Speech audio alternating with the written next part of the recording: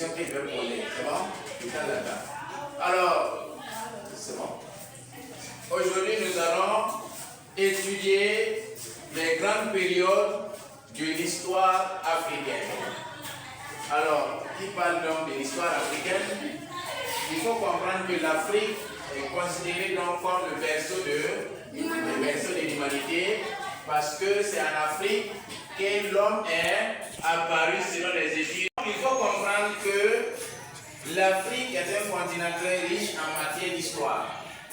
Alors aujourd'hui, nous allons étudier les grandes périodes de l'histoire africaine. Alors il faut comprendre que la préhistoire est l'étude du passé de l'homme depuis ses origines jusqu'à l'apparition de l'écriture, c'est-à-dire entre 1500 ou 3000 ans avant Jésus-Christ.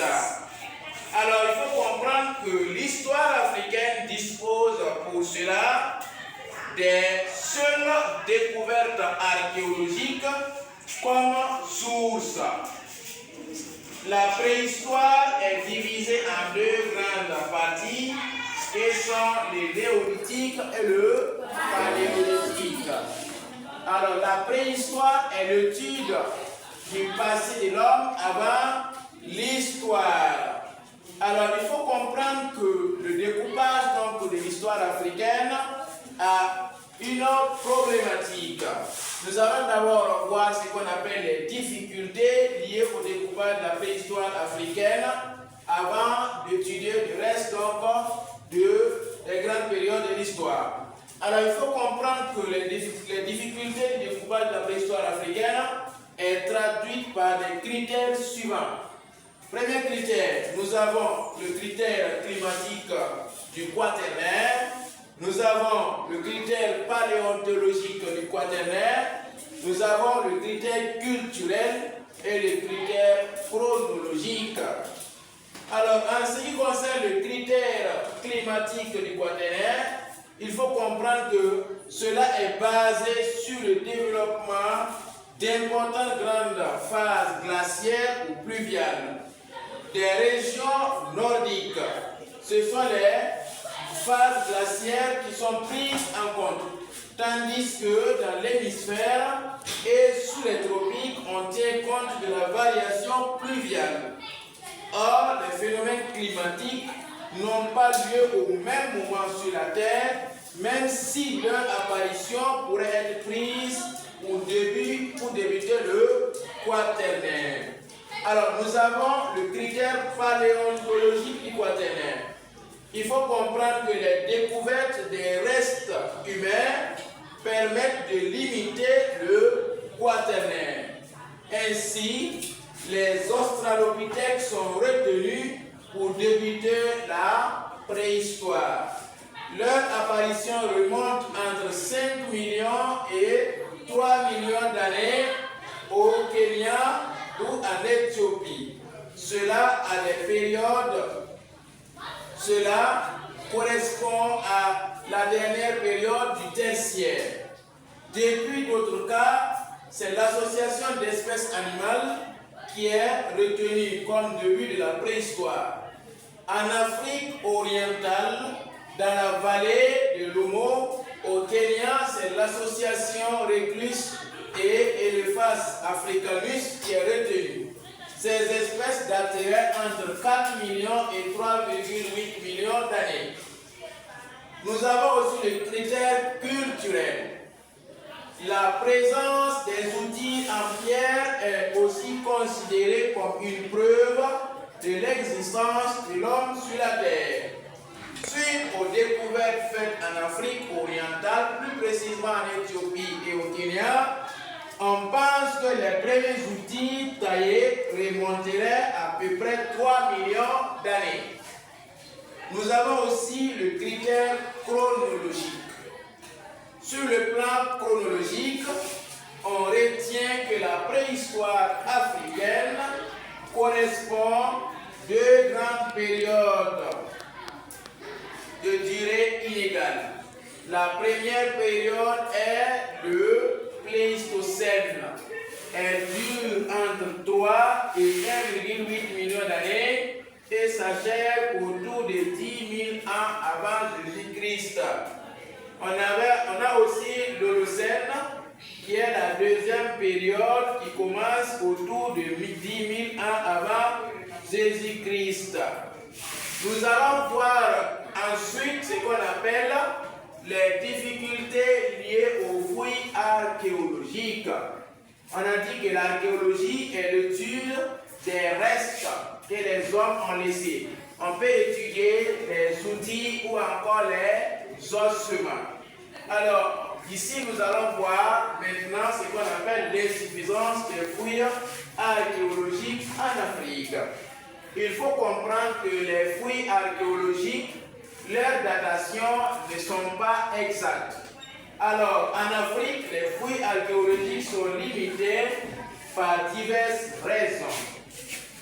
On peut noter entre autres le manque de moyens matériels et financiers et les handicaps causés par le milieu.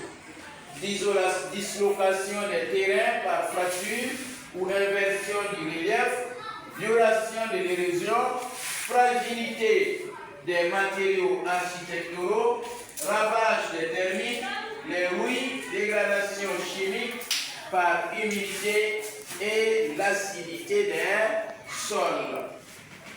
Et en deuxième grande partie, nous allons voir la vie au paléolithique. Qu'est-ce que le paléolithique? Qu'est-ce que le paléolithique? Le paléolithique est l'âge de la pierre taillée et le néolithique est l'âge de la pierre polie. Alors nous allons voir maintenant la vie des hommes au paléolithique en Afrique. Alors, il faut comprendre que la vie des hommes au paléolithique, nous avons trois grands points, qui est d'abord les techniques de travail des hommes au paléolithique en Afrique. Deuxième point, nous avons le mode de vie des hommes du paléolithique en Afrique. En trois, nous avons les manifestations de l'art, les croyances des hommes du paléolithique en Afrique. Selon les techniques de travail, il faut comprendre que le paléolithique étant l'âge de la pierre ancienne ou l'âge de la pierre taillée, le paléolithique africain est plus long. Le paléolithique africain est la plus longue du monde et on a une durée de plus de 1 million d'années. Les premiers hommes ont d'abord utilisé des techniques de galets aménagés qui consistaient à enlever les éclats de pierre pour obtenir des outils ayant des tranchants grossiers. Ces outils portaient le nom de bifaces. Avec cette technique, les hommes du paléolithique ont fabriqué des outils comme des flèches, des haches, des lardes, des hameçons, en pierre, en os ou en bois. Au fur et à mesure de son évolution, l'homme allait améliorer ses outils pour permettre de mieux travailler. Nous avons des modes de vie du paléolithique en Afrique. Alors, les hommes au paléolithique en Afrique, en continuel déplacement, vivaient de chasse, de pêche et de guerre. Ils menaient une vie de prédation et amélioraient progressivement leurs outils, leurs armes et leur façon de vivre. Ils étaient des nomades et vivaient déjà par tribus dans les huttes, dans les grottes ou à l'air libre. Leurs vêtements étaient constitués de feuillage, de peaux d'animaux, et beaucoup d'entre eux marchaient nus. La découverte du feu au paléolithique a permis de passer d'une alimentation crue à une alimentation cuite. Le feu est également utilisé comme moyen de protection contre les animaux sauvages. Nous allons voir un troisième sous-point, quelles sont les manifestations de l'art, des croyances des hommes au paléolithique. Les premiers hommes au paléolithique faisaient des gravures sur roche, c'est-à-dire des dessins sur les pierres. Alors, et aussi donc des dessins colorés qu'on appelle les peintures rupestres. C'est surtout en Afrique orientale, en Afrique du Nord, en Afrique australe et au Sahara qu'on retrouve les grands sites donc de la préhistoire. Parmi les gravures, on retrouve surtout des animaux. On pense que ces dessins avaient des buts religieux. Ils enterraient également leurs morts, souvent parés de colliers, de coquillages ou d'ivoire, et entourés d'objets familiaux et d'animaux. Ce qui suppose que les hommes au paléolithique croyaient à l'existence d'une vie après la mort. Un dernier sous-point, un dernier grand point, nous avons la vie au néolithique. Alors, le néolithique est la période de la pierre polie. Les grandes techniques de travail des hommes au néolithique. Le néolithique étant l'âge de la pierre polie, les transformations techniques ont été observées dans le travail des hommes et dans l'outillage. On a vu donc une très profonde transformation à tel point qu'on a pu parler de révolution. Les outils haches, arcs, flèches, meules, fossiles étaient obtenus grâce au système de polissage qui consistait à tailler d'abord la pierre, puis à frotter longuement contre une autre pierre pour obtenir donc une période, un objet poli. Selon les modes de vie des hommes au néolithique, il faut comprendre que la vie des hommes au néolithique a amélioré par rapport au paléolithique. Les hommes au néolithique vivaient donc d'une activité et aussi des découvertes, d'inventions de certaines activités. Pendant le néolithique, l'agriculture est née, l'élevage, la poterie et la céramique. En ce qui concerne l'agriculture, les hommes se sont rendus compte que les graines tombées au sol ne pourrissaient pas, mais donnaient des plantes. Ils commencent donc alors à s'aimer les graines qui poussent et à cultiver les plantes, et à récolter les fruits. Ils utilisaient la roue, hache, fossiles, etc. comme outil de travail. Les agriculteurs vivaient sur place. Au lieu de déplacer, ils vivaient sur place. Ils étaient donc comme des sédentaires. Ils échangeaient leurs produits contre les animaux des éleveurs. Ce système est appelé le troc. C'est ainsi naît le système de marché. En ce qui concerne l'élevage, il faut comprendre qu'au néolithique, les hommes ont eu l'idée de domestiquer les animaux.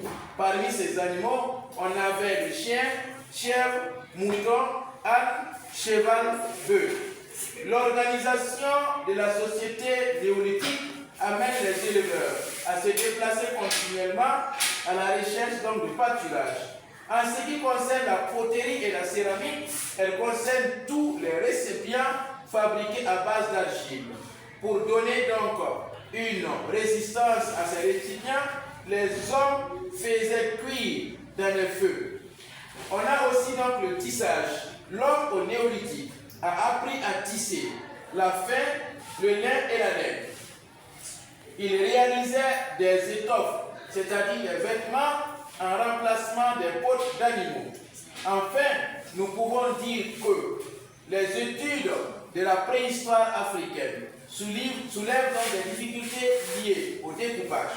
Cependant, elles permettent de comprendre que les multiples découvertes et inventions au néolithique ont transformé la vie des hommes. Le nomadisme a fait la place à la sédentarisation avec la découverte de l'agriculture et de l'invention de l'artisanat. Alors, en résumé, nous pouvons dire que l'histoire africaine, au temps de la préhistoire, est divisée donc en deux grandes parties, que sont le néolithique et le paléolithique. Au néolithique, l'homme était toujours dans une phase de ce qu'on appelle D'accord, il faut arrêter.